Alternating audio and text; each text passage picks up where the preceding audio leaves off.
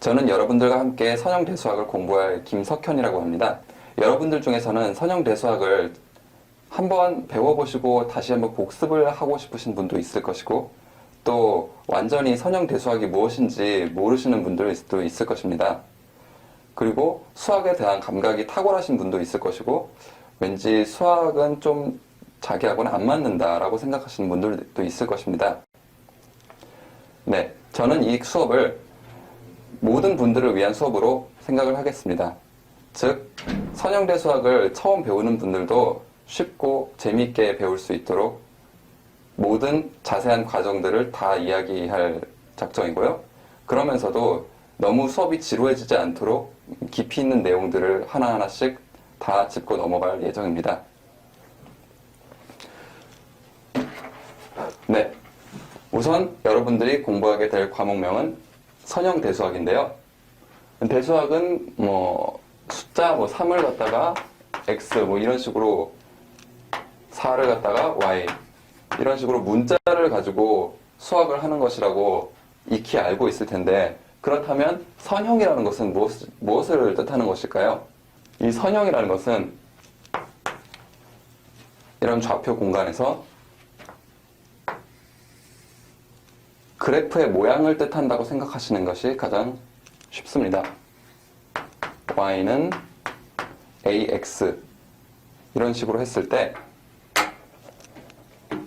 이것과 비교되는 선형적이지 않은 그래프는, 선형적이지 않은 함수는 이런 것이 있죠.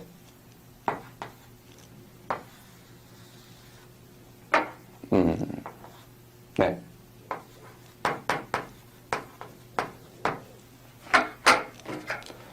y는 ax제곱. 이 그래프와 이 그래프의 결정적인 차이가 무엇인지 아시겠나요? 이 그래프를 한번 보죠.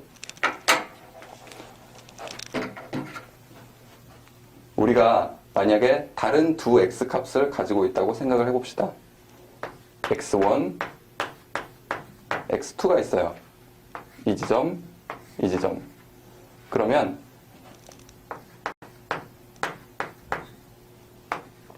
우리는 이 지점에서의 함수값을 알 수가 있고, 이것을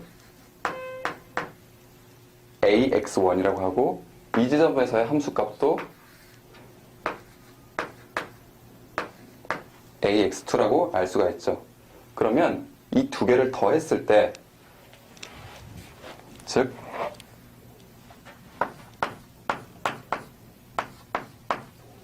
이것의 함수값은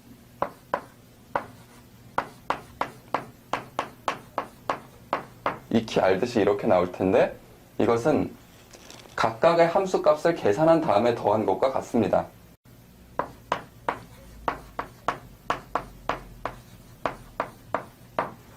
이런 식으로요.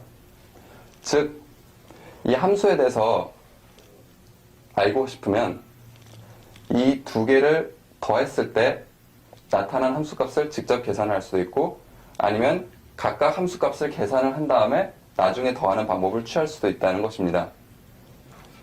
그런데 이런 선형적이지 않은 함수에서는 이런 장난을 칠 수가 없어요. 네, 이런 행동을 할 수가 없어요. 한번 보죠.